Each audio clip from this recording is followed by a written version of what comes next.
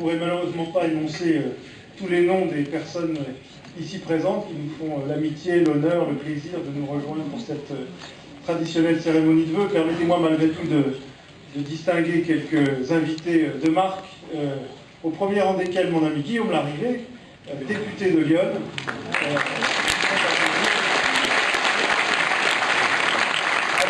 Nous partageons beaucoup de choses pour la Bourgogne, ce territoire que nous aimons, qui est très vaste, puisqu'il va de Lyon au nord à la Saône-et-Loire, et en particulier à la Bresse au sud.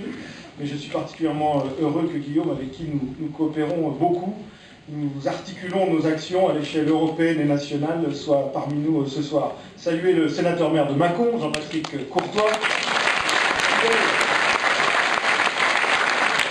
René Moumont, jeune retraité, René, apporté à ce territoire. Je salue évidemment les conseillers régionaux, conseillers généraux, maires. Je salue particulièrement Marie-Claude Jarot, chez qui nous étions cet après-midi.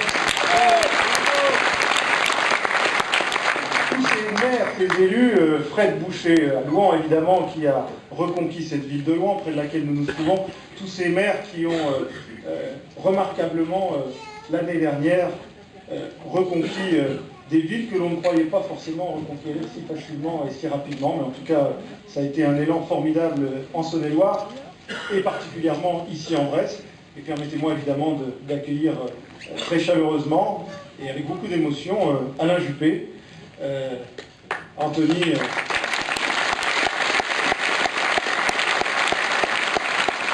a rappelé que ce n'est pas la première incursion d'Alain Juppé en Bresse.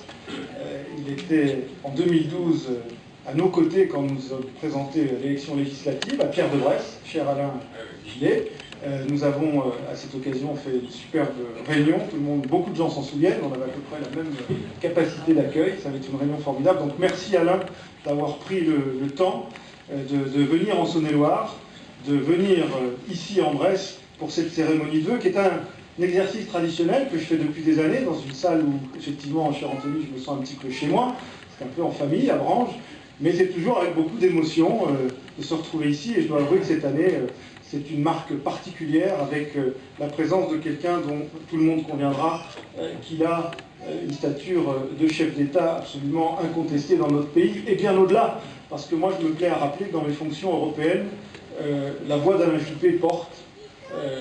J'ai beaucoup de collègues européens, allemands, espagnols, italiens, ou même de nationalités plus improbables parfois, qui me demandent régulièrement, mais en France, comment ça se passe, et que devient Alain Juppé, et que dit Alain Juppé, et que pense Alain Juppé. Alors on n'a pas besoin d'aller aussi loin ce soir, on va rester chez nous, les pieds bien sur terre, en Bresse et en Bourgogne, mais évidemment c'était un grand honneur que Alain qui nous fait ce soir d'être parmi nous. Cette présence, évidemment, peut surprendre. Après tout, pourquoi Alain Juppé plus qu'un autre? Alain Juppé, je vais me permettre, sans être trop long, rassurez-vous, de rappeler que dans mon modeste parcours politique et professionnel, il a toujours eu un rôle particulier, qu'il ignore sans doute lui-même, mais ça me permettra de lui rappeler ce soir. D'abord parce que c'est en 1991 que j'ai pris ma première carte politique. Ça n'a pas duré longtemps, parce que mes fonctions ensuite m'ont empêché de continuer à militer, mais en tout cas, quand j'étais étudiant, j'ai pris une carte politique, c'était la première que je prenais, c'était celle du RPR, et Alain Juppé en était alors le secrétaire général. Et puis ensuite, je suis rentré au ministère de la Défense, j'ai eu en charge la Bosnie, qui est un pays à l'époque très compliqué, ça l'est toujours, mais ça l'était particulièrement à l'époque, et le ministre des Affaires étrangères était à l'époque Alain Juppé. Et il se trouve que, y compris dans cette zone du monde si turbulente, il a laissé une trace très forte parce qu'il avait fait à l'époque quelque chose qui s'appelait le plan Kinkel-Juppé, dont tout le monde a oublié aujourd'hui l'existence, pas moi, et beaucoup de spécialistes de la région non plus, et c'était sans doute un des documents les plus intelligents diplomatiquement qui a été fait à cette période sur cette zone si compliquée dont personne ne voulait s'occuper.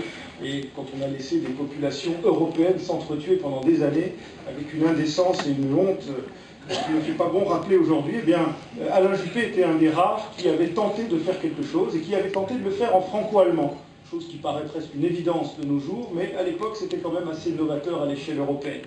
Premier passage marquant. Et puis Alain Juppé, ça a été le fondateur, un des fondateurs, mais son premier président de l'UMP. Et je dois dire que aujourd'hui, moi je suis très fier d'appartenir à un mouvement qui est l'UMP, et pour la génération qui est la mienne, je pense pour Guillaume également, pour Anthony, il est très important, indépendamment des sensibilités de chacun, que la droite et le centre droit aient pu, à un moment important de notre histoire, se réunir. Moi j'y suis très attaché. Oui, le RPR, l'UDF, tout ça renvoie à une forme de folklore historique toujours très sympathique. Moi j'ai toujours beaucoup de plaisir à retrouver les amicales gaullistes, les anciens du RPR. Bon, tout ça c'est très bien. Je ne suis pas sûr que ça réponde forcément aux défis qui sont devant nous, et en tout cas je suis certain que ça ne répondait pas aux défis que nous avions à l'époque où a été créé l'UMP. Et je crois que cette réunion pour créer un grand parti de droite et du centre, c'est une philosophie qui reste plus que de jamais d'actualité.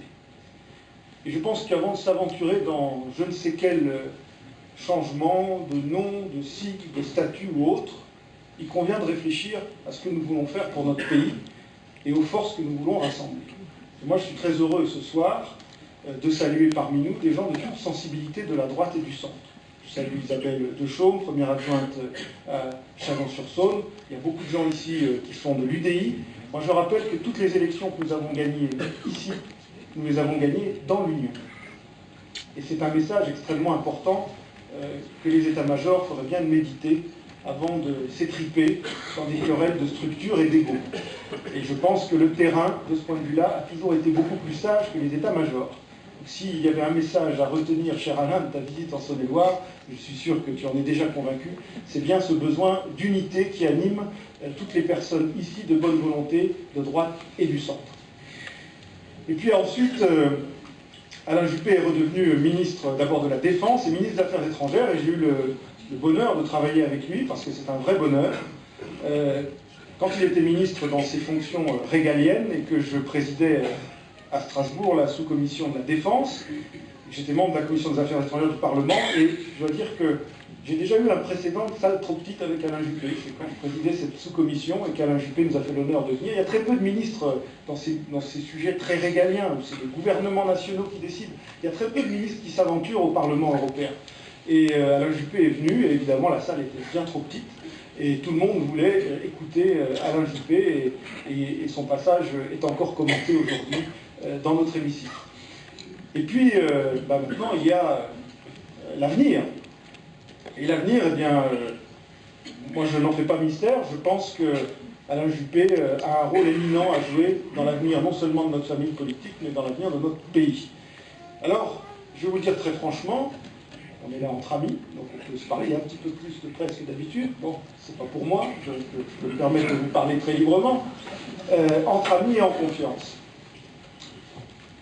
Nous avons la chance dans notre famille politique d'avoir beaucoup d'hommes d'État. Je vous le dis comme je le pense.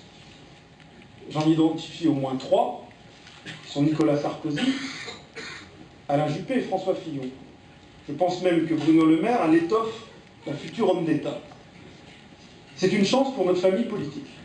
Une grande chance, parce que vous savez, quand il viendra le choix ultime à faire, vous verrez que c'est quand même important de pouvoir confier le destin de son pays, bien au-delà de sa famille politique, à quelqu'un qui a la stature d'un homme d'État. Regardez la gauche. Vous n'avez personne en stock. Vous voyez la catastrophe que ça a donné. Il a fallu...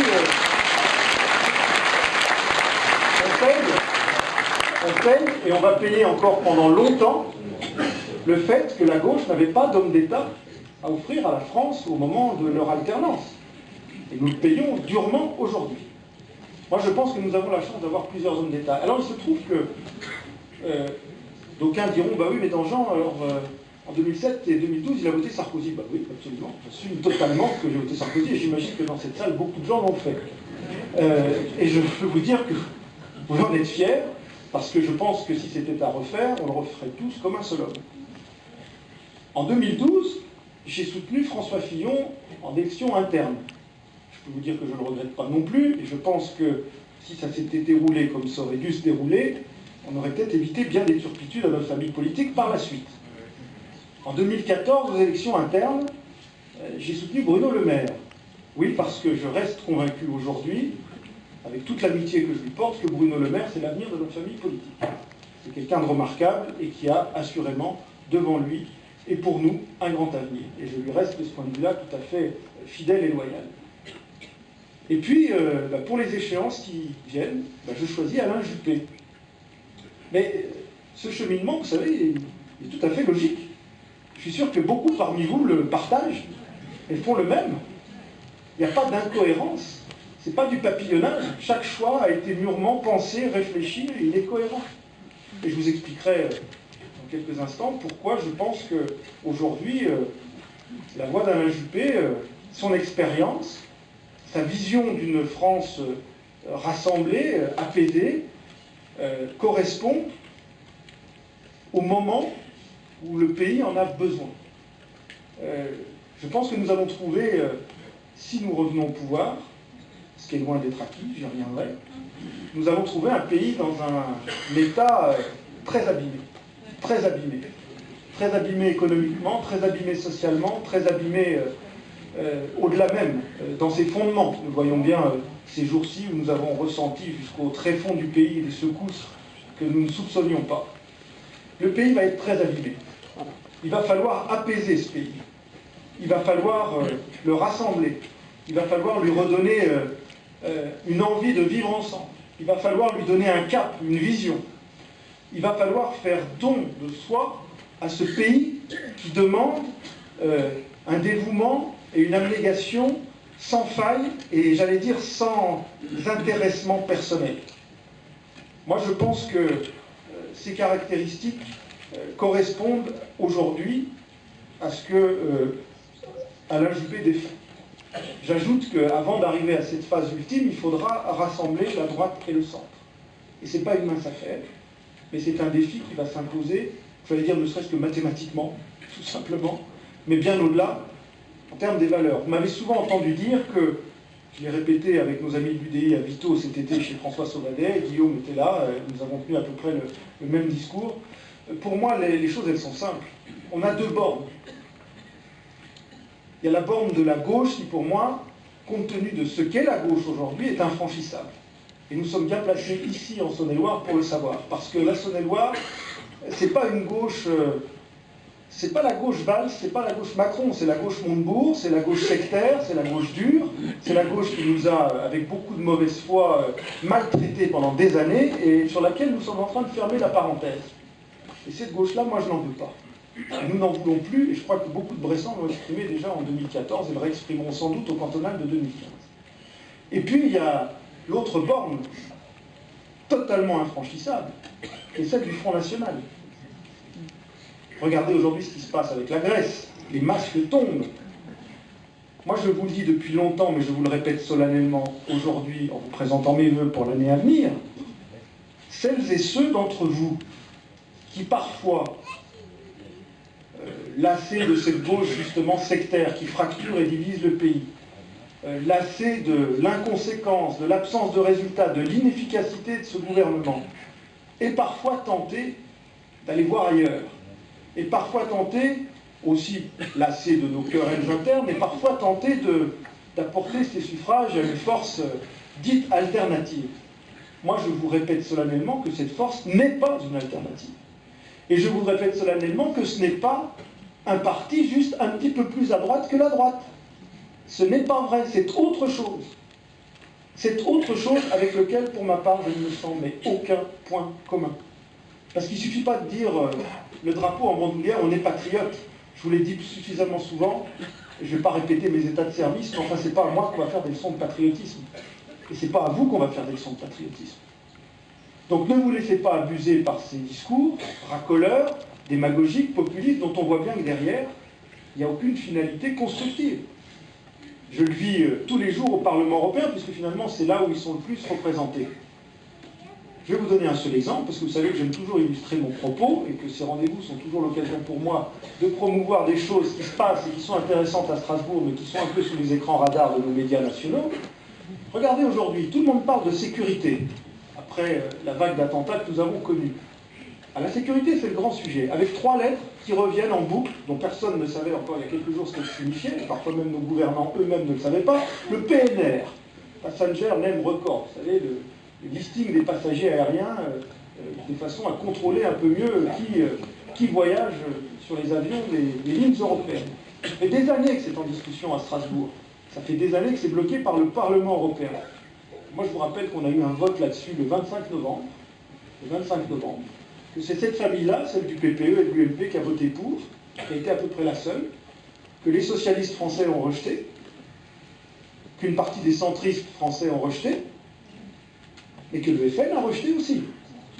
Les champions de la sécurité, les héros de la sécurité, ceux qui viennent vous dire qu'il faut que vous ayez peur et que vous vous réfugiez dans leurs bras protecteurs, ben, ces gens-là votent contre les dispositifs qui sont faits pour améliorer votre sécurité. Moi, en l'occurrence, je n'ai pas vu du MPS là-dessus, mais j'ai vu du FNPS, oui, et j'en vois les effets dévastateurs. Donc, s'il vous plaît, mes amis, ne vous laissez pas abuser par ces discours. Mais je sais qu'ici, on a quand même, cher Alain, les pieds sur terre. Et c'est un grand défi pour nous de rassembler la droite et le centre, ces gens qui évoluent entre ces deux bornes et qui veulent construire quelque chose pour notre pays. Nous allons aborder des élections cantonales. J'en profite pour saluer les nombreux candidats qui sont là ce soir, presque tous, je veux dire, et c'est une grande satisfaction pour nous d'avoir eu des candidats de qualité qui se sont manifestés pour tous nos cantons. J'ai très bon espoir que nous reprenions ce département, mais ce qui vaut pour la Saône-et-Loire vaut aussi pour le pays. On ne reconquérera ce département qu'en étant unis, encore une fois, et nous avons réussi cette union au niveau des désignations de nos candidats. Il faudra que ça tienne jusqu'au bout, et il faudra que ça tienne ensuite. Et puis aussi, ne croyez pas que la médiocrité de la gauche et l'inefficacité de la gauche nous garantissent un résultat automatique. Il faut que la droite, et une partie de notre famille politique, enlève de son esprit que nous allons mécaniquement revenir au pouvoir parce que la gauche est mauvaise.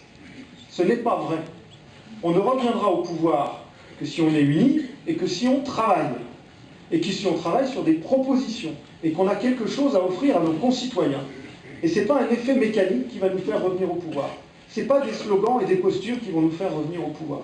Et moi, j'aimerais bien que ma famille politique bosse un peu plus. Je vous le dis comme je le pense. C'est pour ça que je suis très heureux des gens qui sont là ce soir. Parce que les élus nationaux qui sont là ce soir, je pense en particulier à Guillaume, avec qui je travaille beaucoup sur ces thèmes de sécurité, qui sont extrêmement importants, Jean-Patrick, dans sa ville et au Sénat, et puis tous les maires qui sont là, les conseillers généraux, et même les anciens élus. Je salue en particulier mon ami François Moreau, je suis très heureux que ce soit là, François, Guy Lombard, Jean Vianney, voilà, on peut remonter. Il y a beaucoup d'élus, Monique Caillé, qui sont là et qui continuent de s'investir civiquement, j'allais dire, et qui sont constructifs, et qui me font remonter des idées et des propositions. Voilà ce que nous voulons faire. Voilà ce que nous voulons faire avec Alain Juppé. Travailler. Alors évidemment, travailler, encore une fois, c'est pas forcément des postures et des slogans. Moi, j'ai des journalistes qui m'appellent et disent « Oui, mais Alain Juppé, on ne le voit pas beaucoup. » là. Ben, écoutez, nous, on le voit. Aujourd'hui, en Saône-et-Loire, on l'a bien vu, je peux vous dire. Et on l'a bien entendu. Et il a bien écouté. Et je suis sûr qu'il a appris des choses. Voilà, c'est cette démarche constructive qu'il faut que notre famille politique fasse. Parce que, vous savez, il va falloir être courageux si on reprend le pouvoir, parce que notre pays va être très abîmé, mais le courage, c'est pas seulement des mots et des postures. Vous savez, la virilité des slogans, ça vaut jamais l'efficacité et le courage de l'action. Et ça, il faudra bien qu'on se le mette dans la tête dans toutes nos formations politiques. En France, on est un peu trop attaché aux postures et aux slogans. J'étais à Berlin récemment, je rencontrais un observateur de la vie politique française qui vit maintenant en Allemagne. Il dit la principale différence pour toi entre les élus allemands et les élus français, et il a eu cette réponse extrêmement cruelle, bah, les élus allemands, ils bossent. Alors, je ne peux pas tomber dans la démagogie, mais ça veut dire quelque chose quand même. Ça veut dire qu'au Bundestag, on ne passe pas son temps, et d'ailleurs il n'y a pas de salle pour ça dans les 4 colonnes, vous savez, ce fameux espace de l'Assemblée nationale où il fait bon passer pour être dans la lumière des caméras. On passe peut-être plus de temps dans son bureau et sur le terrain à potasser les dossiers. Alors c'est peut-être parfois austère, c'est pas très sexy, mais à l'arrivée, l'Allemagne se porte quand même beaucoup mieux que la France, et la classe politique allemande ne fait pas l'objet du rejet dont fait l'objet de la classe politique française. Je crois qu'il y a une leçon, encore une, malheureusement, de la part de nos amis allemands, à méditer un petit peu. Je ne crois pas à l'effet mécanique de l'alternance, je crois qu'il faut qu'on travaille. Je ne crois pas non plus qu'il faut que nous adoptions les postures des gens contre qui nous nous élevons. Je m'explique. Pendant des années, en particulier ici, nous avons eu une gauche qui ne parlait qu'à la gauche. Une gauche qui usait et abusait du slogan « pour le peuple de gauche ». Moi, je ne sais pas ce que c'est que le peuple de gauche. Je connais le peuple de France. Je ne sais pas ce que c'est que le peuple de gauche, mais ça veut dire aussi que je ne veux pas que nous nous enfermions dans un discours au peuple de droite. Ce n'est pas le mimétisme avec la gauche qui nous fera gagner. Ces mauvaises habitudes sectaires de ne parler qu'à une partie de notre population, on voit les résultats que ça produit aujourd'hui. Une société fragmentée, une société cabossée, il faut rassembler. Ça peut coûter parfois d'aller au-delà de ces frontières partisanes. C'est pas simple, c'est pas forcément un exercice naturel. Il faut qu'on le fasse. Il faut que ce soit nous qui le fassions. Parce que la gauche aujourd'hui qui prône l'unité nationale, c'est elle qui a fragmenté le pays. À coups de réformes artificielles, non nécessaires, bâclées, mal ficelées, mal appliquées, réforme des rythmes scolaires, la carte territoriale, le mariage homosexuel. Tous ces sujets sont des sujets importants, mais vous voyez bien qu'ils ont été portés de façon extrêmement clivante pour une société qui, par ailleurs, est traumatisée par des maux extrêmement profonds. Le chômage, la précarité sociale, la quête d'identité, de repères, de valeurs, l'éducation, toutes ces questions extrêmement profondes que nous ressentons tous, territoires ruraux comme territoires urbains, eh bien la gauche les a balayées pour des réformes qui n'étaient ni faites ni à faire, totalement secondaires, mais en plus portées avec un esprit extrêmement partisan. Et c'est cette gauche-là aujourd'hui qui vient de nous dire, au nom de l'unité nationale, bougez plus, calme dans les rangs, et on file comme ça vers 2017. Eh bien non, c'est pas comme ça que ça se passera. L'unité nationale, moi je peux vous en parler dans mes fonctions passées, dans mes centres d'intérêt et dans mes mandats actuels à Strasbourg. L'unité nationale, je la vis et je la fais tous les jours. Moi je vis dans une assemblée qui ne vit que du compromis. Et beaucoup d'entre vous ont fait le plaisir de venir me voir à Bruxelles et à Strasbourg pour voir comment travaillait cette assemblée si particulière qu'est le Parlement européen. Et vous avez pu comprendre qu'on fait du compromis à Strasbourg et à Bruxelles, mais compromis, contrairement à ce qu'on croit en France, c'est ni compromission, ni trahison de ses idées et de ses convictions. Compromis, ça peut être constructif.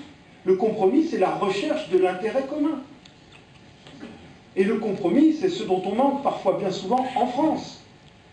Et encore une fois, on peut le faire sans trahir ses convictions et sa famille politique.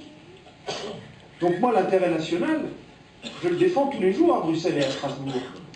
L'intérêt national et l'unité nationale, il nous arrive bien souvent d'y travailler. J'ai même reçu Harlem Désir dans mon bureau cette semaine, c'est vous dire. Bon, bien, et Bernard Cazeneuve nous recevra cette semaine. Mais c'était très constructif. On a eu avec Harlem Désir, qui est un ancien collègue du Parlement européen, presque plus vu en une fois que en 5 ans de mandat, mais on a eu des échanges tout à fait fructueux. Et avec Bernard Cazeneuve, je suis certain qu'on aura des échanges fructueux. Donc oui, sur ces thèmes régaliens, sur ces thèmes importants, l'unité nationale est possible, elle est nécessaire, elle est souhaitable, et ce n'est pas nous qui allons l'abîmer. Mais qu'on ne vienne pas me dire que l'unité nationale doit prévaloir pour couvrir le bilan désastreux de la gauche sur toutes ces réformes dont je vous ai parlé, et puis surtout sur le socle de la désespérance française, qui est ce chômage de masse qui ne fait qu'augmenter. On ne peut pas aujourd'hui même, alors que dans le train ce matin, on lisait tous les journaux pour voir que le chiffre historique du chômage avait explosé, pour se dire aujourd'hui, bah non, de toute façon c'est l'unité nationale, donc il ne faut plus rien dire. L'unité nationale, elle se fera là où elle doit se faire. Et moi j'en suis convaincu, notre famille politique jouera la responsabilité. Le président de notre parti, Nicolas Sarkozy, de ce point de vue-là, a été totalement irréprochable. Merci à nos amis chalonnais de nous rejoindre, Sébastien, Gilles, Marie, Dominique, bienvenue, très heureux de vous voir ici, toute la Saône-et-Loire est là, merci. L'unité nationale, elle se fera là où elle doit se faire, et ce n'est pas notre famille politique qui y dérogera. Ça, j'en suis certain. En revanche, le débat, il doit vraiment avoir lieu là où subsistent de vrais problèmes. Et les vrais problèmes, ils sont quand même légion. Et vous êtes tous des élus de terrain ici, ce qui remonte du terrain, c'est quand même que l'unité nationale, un petit peu surjouée parfois par notre président de la République qui aime bien la communication, c'est bien, mais c'est pas ça qui va régler tous nos problèmes s'il n'y a pas de mesures concrètes qui sont prises. Donc l'économie et le social, moi je crois que ça va quand même être au cœur de nos préoccupations. Parce que vous pouvez avoir tous les questionnements que vous voulez sur le vivre ensemble. Vous pouvez avoir tous les questionnements que vous voulez sur le bien fondé ou pas des phénomènes migratoires. Vous pouvez avoir tous les débats que vous voulez sur l'intégration, sur les fractures sociétales, sur les fractures urbaines. Vous pouvez avoir toutes les réflexions les plus enrichissantes et les plus intéressantes sur ces sujets. Mais dans une société avec un tel taux de chômage, toutes ces discussions, ça restera très théorique. Parce que le ferment et le terreau de tous ces problèmes que nous connaissons, c'est quand même la désespérance sociale et la désespérance économique. Et le déclassement de la France. Et tout ça provoque, évidemment, l'état de décomposition de notre société. Donc nous ne ferons pas l'économie d'un grand débat sur l'économique et le social. Moi, je veux que mon parti soit créatif, audacieux, travaille, écoute, et je sais que ça, c'est la démarche qui anime Alain Juppé. Voilà, j'ai déjà été beaucoup trop long, mais je me permettais de faire ces quelques rappels, avec un peu de solennité, c'est vrai, parce que nous avons connu un début d'année tout à fait dramatique. Moi, je fais partie des gens qui, je vous le dis encore une fois en toute sincérité, il se trouve que j'ai jamais acheté Charlie Hebdo, je l'achèterai probablement jamais. Et pour autant, c'est ma liberté.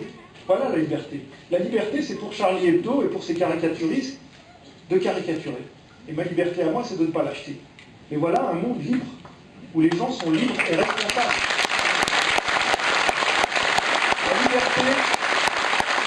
La liberté, c'est la valeur la plus essentielle de notre société. Moi, si je me suis engagé en politique, c'est parce que j'ai fait un voyage en Europe de l'Est qui était encore soviétique et j'ai vu ce que c'était que dans une société l'absence de liberté.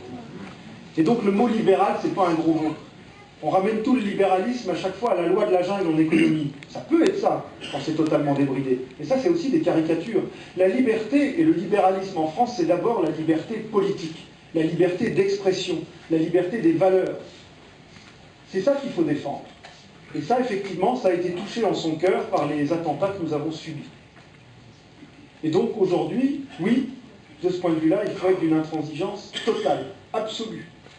La sécurité, c'est fondamental. Mais ça n'empêchera pas nos interrogations sur l'avenir de notre société, sur ce qui n'a pas marché.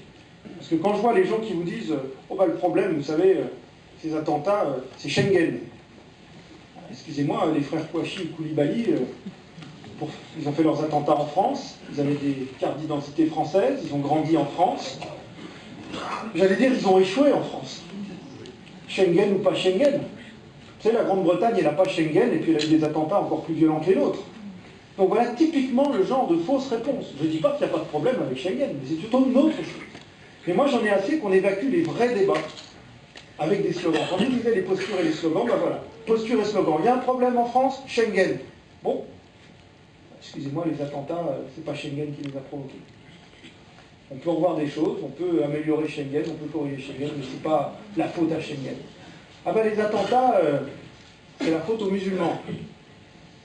Ah bon, bah écoutez, vous êtes comme moi, vous en connaissez plein qui n'ont pas quand même à se justifier d'être ce qu'ils sont. Beaucoup de ces gens-là sont d'abord français et demandent à être français et considérés comme français. On ne peut pas en même temps fustiger le communautarisme et puis les traiter comme une communauté. Ce sont des Français de confession musulmane. Alors, il y a des interrogations qui se posent sur la compatibilité d'un certain nombre de pratiques avec les valeurs de la République. C'est un débat important, c'est un débat intéressant, mais si on commence à le poser en termes de stigmatisation, on n'arrivera nulle part. Si, on arrivera quelque part, on arrivera à l'affrontement. Vous savez, moi j'ai vécu quand même quelques années dans des pays européens qui se sont battus pour ces choses-là, qui ont fait des millions de morts, pas très loin de chez nous. J'en reste marqué à vie. Ça a aussi beaucoup déterminé les choix dans ma carrière politique. Moi j'ai été marqué à vie par ces drames où la religion a joué un rôle complètement artificiel, complètement instrumental. Musulmans de Bosnie, catholiques, croates, orthodoxes, serbes, tout ça c'est du pipeau, permettez-moi de le dire. C'était des identités culturelles fortes, mais c'était d'aucun côté des intégristes au départ. Et puis le ferment de la haine a été mis par des gens qui l'ont instrumentalisé. Et puis le ferment de la haine, il a pris, parce qu'il n'y a rien de plus facile à répondre que la haine, surtout dans des sociétés en crise. Et voilà où ils ont terminé ces gens, dans des fausses communes. Alors, je pense que nous avons, nous, élu, responsable public, une responsabilité particulière. Je crois, pour toutes ces raisons-là, désolé d'avoir dressé peut-être un constat très sombre de notre société dans cette période de vœux, je crois que nous ressentons tous la gravité du moment dans lequel nous sommes, en France et en Europe. C'est pour toutes ces raisons-là que moi j'ai envie de confier le destin de mon pays à quelqu'un de responsable, d'expérimenté, de reconnu. C'est pour ça que je suis particulièrement heureux d'avoir avec nous ce soir Alain Juppé. Je crois qu'il incarne cela. Chacun fera son cheminement. Chacun réfléchira, proposera. On verra bien. Et moi, je pense que, encore une fois, chacun devra bien avoir conscience de l'intérêt supérieur de la nation et de l'intérêt supérieur de notre continent. Nous sommes dans une situation critique, nous sommes dans une situation qui demande des choix courageux, mais encore une fois, des choix courageux qui soient fondés sur des réflexions, du travail, de l'écoute. Et je suis certain qu'Alain Juppé saura incarner cela. Alain, merci de ta venue. Je suis désolé d'avoir été un petit peu long, sans doute un petit peu confus, un petit peu sombre. Ça ne m'empêche pas de vous souhaiter, parce que c'était le but aussi, très heureuse année 2015, d'avoir une pensée particulière pour ceux qui sont dans des périodes difficiles, que ce soit professionnellement, personnellement, sur le plan de la santé. J'ai des pensées très précises pour certains de nos militants de longue date qui sont touchés par des drames familiaux ou de santé et à qui je souhaite un prompt rétablissement. Mais je vois surtout qu'il y a ici parmi vous beaucoup de gens fidèles, attentifs, responsables, raisonnables. Et je compte sur vous pour qu'en 2015, eh bien, vous clôturiez la parenthèse que la Saône-et-Loire a malheureusement connue depuis une dizaine d'années, que vous élisiez nos candidats, qui sont de bons candidats au Conseil général de Saône-et-Loire, et puis que pour la suite des événements, vous gardiez en mémoire ce qui se sera dit et passé aujourd'hui à Branches avec Alain Juppé. Merci.